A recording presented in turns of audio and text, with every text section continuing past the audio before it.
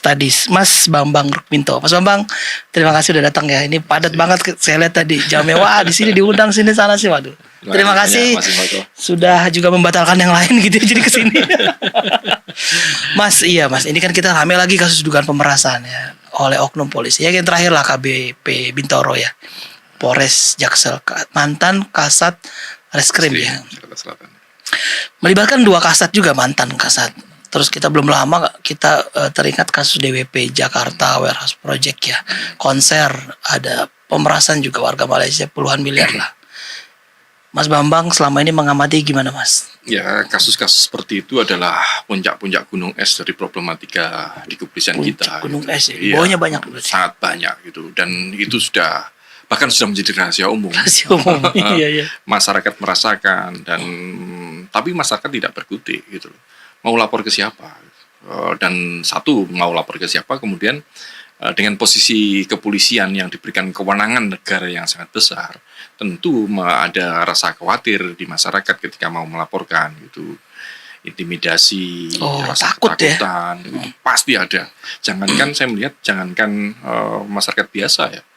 Kawan-kawan kepolisian sendiri ketika ada masalah juga takut juga gitu loh. Kalau ketika ada bermasalah ya, dia mau melaporkan kepada siapa.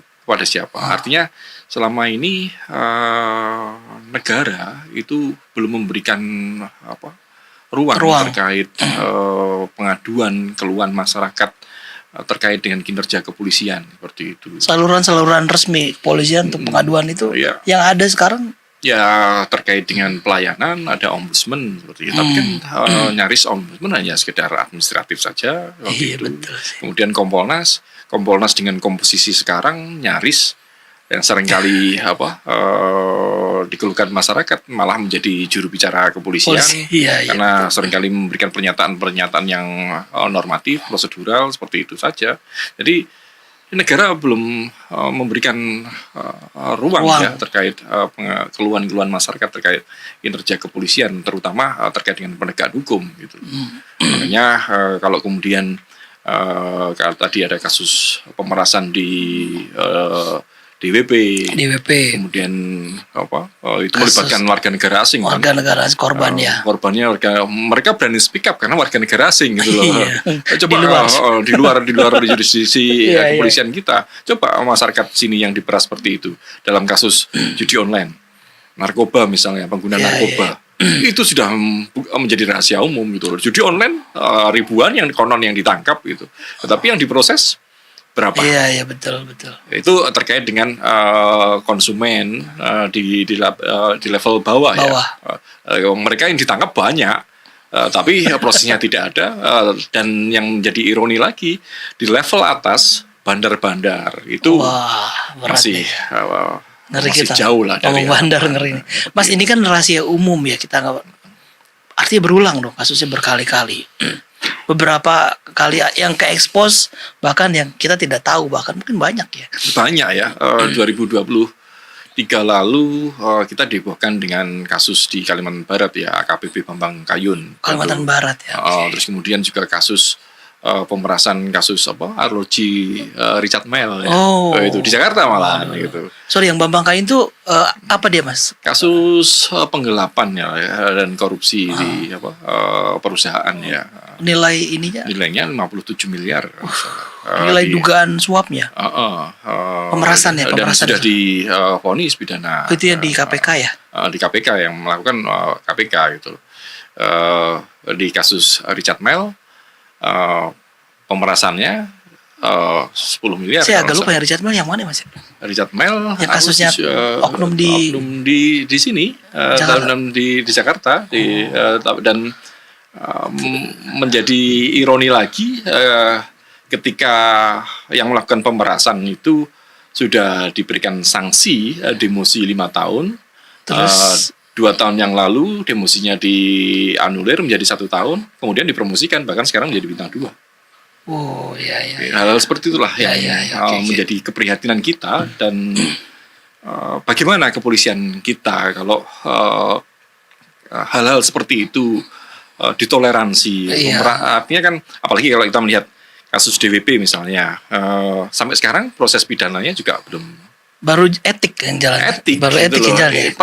Masalahnya kan ini adalah pemerasan itu adalah Itu pidana. gitu, Jelas-jelas sudah jelas pidana. pidana. Kenapa hanya etik, Etik, kan? oke. Artinya kan akhirnya muncul persepsi masyarakat terkait sidang kode etik, bahwa sidang kode etik itu adalah upaya untuk melindungi personil Internal, ya. internal yang melakukan pelanggaran. Kita cuma dikasih press release. Ya, rilis hanya sekedar disenang-senangkan, oh sudah dicopot gitu. Tapi dicopot pun kita akhirnya nanti dipromosikan lagi, nanti sami mawon ya gitu kan. Mas tadi soal Bambang Kayun ya, itu kan yang menangani KPK. Benar. Yang terakhir ini DWP dan anak bos Prodia ini, yang menangani itu kan Propam ya. Kenapa bisa beda gitu, Mas? Ya, kategori ya bukan kategori ya. Atau ya saat Bambang Kayun mungkin operasi yang melakukan adalah KPK, bukan dari target kepolisian utamanya mungkin. Itu yang lain nggak sengaja ketangkap atau iya bisa jadi seperti itu. Okay. KPK karena ada kaitannya dengan korupsi di di pihak lain lah seperti itu. Tetapi terkait dengan kasus DWP dan AKBP Bintoro ini kan laporan kepada kepolisian gitu. Jadi ya langsung tangani. Tadi kepolisian lah yang menangani. Memang kemudian masyarakat juga meragukan terkait dengan kinerja di Propam ini karena memang proses itu sudah dilakukan gitu kan. Kayak kasus DWP tadi saya sampaikan proses pidananya berjalan lah ya. Berjalan. Tapi pidananya nggak kelihatan. Belum kayaknya Mas ya. Konon katanya belum gitu. Kan Seharusnya kan itu bisa dilakukan berbarengan. Paralel bisa harusnya paralel ya. Bisa. Ini kan yang terakhir kita update kan majelis etik, sidang etik aja sih. Yang melakukan itu adalah Bareskrim. Terkait dengan pidana ya. Ya. Tapi selama ini kan Bareskrim diem saja. Propam yang berjalan gitu. Ya, Propam ya silahkan lah internalnya gitu. Tapi proses pidana yang merupakan kewenangan dari Bareskrim itu harus dijalankan gitu. Tapi indeks kepercayaan publik soal institusi Polri gimana, Mas? Ada informasi? Ya, kalau kita melihat beberapa survei ke Kompas misalnya, kepolisian kita terendah gitu. Tidak 100 hari pemerintahan Presiden Prabowo ini tentang terkait dengan penegakan hukum terendah, meskipun ini berbanding terbalik dengan kepercayaan masyarakat, kepuasan masyarakat kepada pemerintahan Presiden Prabowo. Iya, artinya kan masyarakat sangat berharap pada pemerintahan Prabowo, betul. meskipun juga mencatat ada kelemahan terkait di beberapa hukum, ini ya. Itu. Tapi kira-kira Mas komitmen dari Presiden 100 hari, 100 hari kayaknya pas hari ini apa? Gitu ya? Iya, 28 Januari apa? Kira-kira apa, Mas? Apa yang harus ditunjukin pemerintahan Prabowo ini untuk terutama penegakan hukum di level kepolisian ya? Ya, problem di kepolisian kan saya melihat bukan hanya masalah personal ya, masalah individu, oknum-oknum gitu. Tetapi saya melihatnya ini sudah akumulatif, kemudian sistemik gitu loh. Sistemik ya? Ngeri kali kalau udah sistemik. Ya, karena ya tadi kalau kita melihat bagaimana seorang yang melakukan pelanggaran, melakukan tindak pidana, kemudian dipromosikan. Artinya kan sistem meritokrasi di internal kepolisian tidak berjalan. Dan ini memberikan efek domino gitu terkait pelayanan kepolisian, perlindungan dan semuanya jadi akhirnya berderet gitu. Mereka yang tidak kompeten, mereka yang tidak kompeten memiliki kemampuan diletakkan di depan gitu. Dia ditempatkan akhirnya pelayan masyarakat pun jauh. Jadi no viral no justice kan. Akhirnya seperti itu. No viral no justice. Jadi emang kemana-mana ya efeknya. Akhirnya kemana-mana terkait dengan DWP tadi. Ketika proses pidana itu tidak dilakukan, dampaknya apa? Siapa yang mau berani investasi ke kita gitu loh? Oh iya itu benar itu. Ketika pemerasan itu dibiarkan gitu loh. Ini kan sangat menyedihkan terkait dengan perilaku. Citra kita di luar, kita di penyelenggara event internasional. DWP kan udah berkali-kali ya. Iya, artinya itu terkait dengan turis ya, terkait dengan investasi.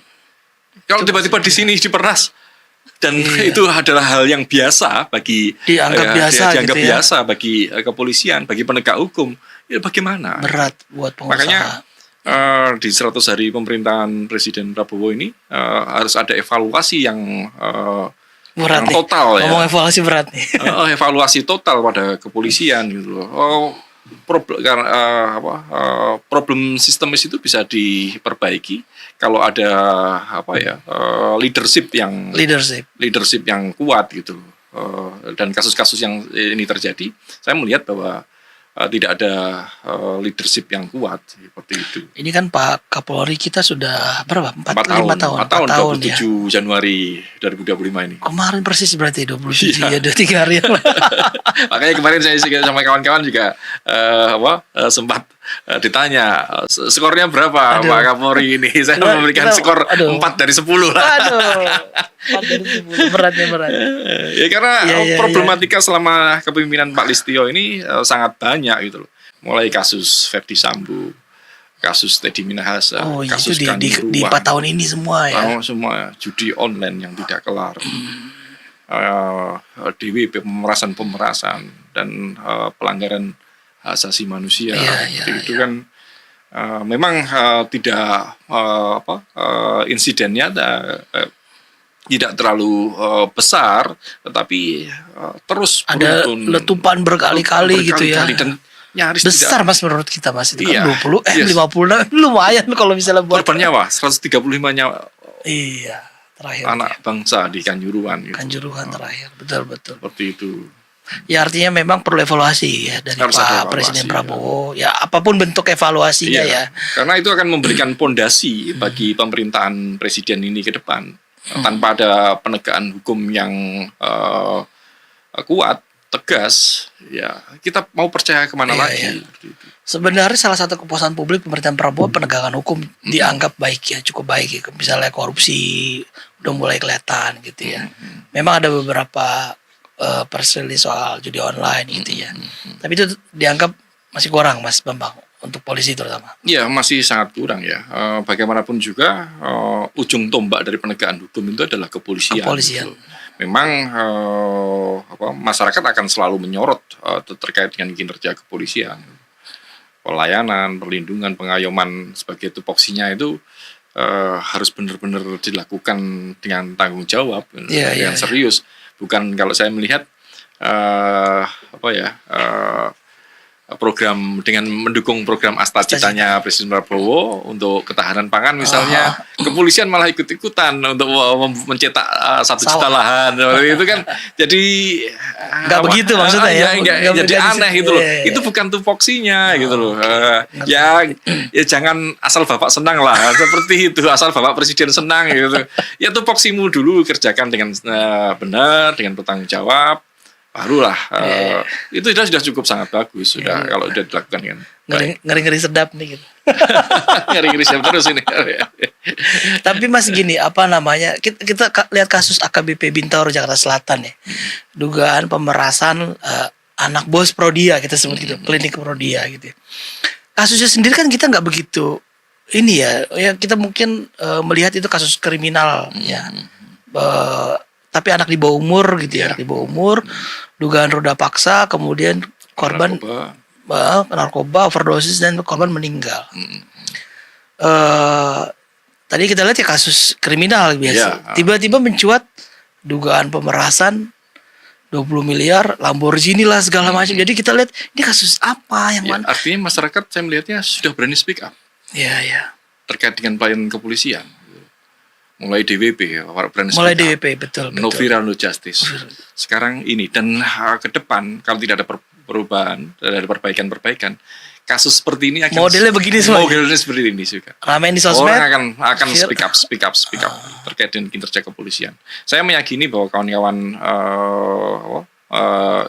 pengacara, penegak hukum lain profesi penegak hukum juga menginginkan kepolisian ini lebih baik. Lebih baik, pasti. Semuanya berharap Polri ini akan lebih baik, lebih profesional seperti itu. Tapi tidak dengan oknum-oknum. Iya.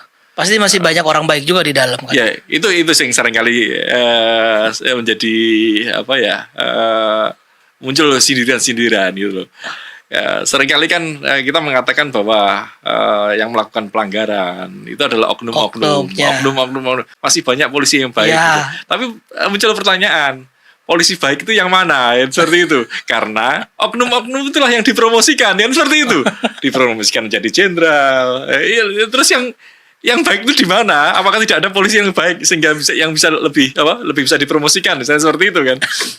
jadi makanya saya lihat bahwa ini adalah problem sistem terkait dengan leadership tadi. Ya tapi kita bisa sedikit optimis lah Mas. Harus Masih ada optimis. polisi baik di dalam yang juga mau melakukan perubahan ya. Meski dia gerbongnya siapa gitu. Nah artinya kan problem gerbong-gerbongan tadi. Iya. Ini kan juga rahasia umum kan. Iya. Gerbong siapa, rezim siapa. Ya artinya kan itu kan berlaku tiap periode kepresidenan juga gitu. Kan tidak bisa seperti itu. Polri ini harus tegak lurus. Harus pada undang-undang, pada negara seperti itu. Kalau gerbong-gerbongan terus, kapan kita membangun negeri gitu loh? Akhirnya kan kelompok ini, besok kelompok ganti kelompok yang lain. Tapi gerbong-gerbongan tuh ada Mas. Menurut Mas Bambang melihat ada lah, sampai sekarang ada. Sampai sekarang ada ya. Sampai sekarang ada. Itu bukan hal yang biasa Mas. Misalkan kita kalau ingin struktur kita orang-orang yang kalau presiden misal presiden agar kebijakan program bisa tereksekusi dengan baik gitu. Ya boleh. Dimanapun struktur organisasi pastilah, misalnya pasti kan kita akan orang-orang dekat, orang yang kita kenal. Tapi kan harus mengacu pada kompetensi mereka. Kompetensi, kapabilitas tadi kapabilitas mereka. Meritokrasi itu harus dijalankan. Mampu nggak nih orang? Mampu nggak? Jangan asal deket sama ring gue ini dia masuk kok. Mereka yang bermasalah dipromosikan seperti itu. Jadi tetap objektif ya, harus objektif. Parameter penilaian promosinya harus clear, pakai aturan-aturan. Mas, ini kasus DWP dan kasus Bintoro ini kan gak nyampe 2 bulan ya. DWP kayaknya Desember ya. Desember kemarin. Januari tiba-tiba kasus Brodia. Memang masih proses ya. Kemarin ada video klarifikasinya dari Pak KBP Bintoro. Ada dugaan juga kalau ini mantan pengacara pertamanya. Tersangka itu yang main. Nah, kita masih belum tahu, semua masih dugaan-dugaan ya. Tapi melihat dengan model kayak begini di kepolisian, Mas. Ini kan modelnya mirip-mirip ya. Modusnya sama. Modusnya sama gitu. Dan ya itu tadi berulang gitu ya. Ini apakah nggak apakah harus ada shock terapi gitu buat kepolisian itu seperti apa Mas? Ya kalau shock terapi itu adalah keniscayaan gitu. Kalau untuk membuat sebuah perubahan di kepolisian harus seperti itu gitu. Rekayasa sosial itu pasti akan membuat shock ya beberapa elemen seperti itu. Kalau kita kasus contoh sukses rekayasa sosial di sini. Misalnya apa Mas? Itu kan PT KAI di bawah Pak Jonan kan. Bagaimana betul. Kereta api yang zaman dulu begitu semrawut bisa ditata. Jadi begitu rapi gitu. Begitu rapi sekarang dan menguntungkan seperti itu.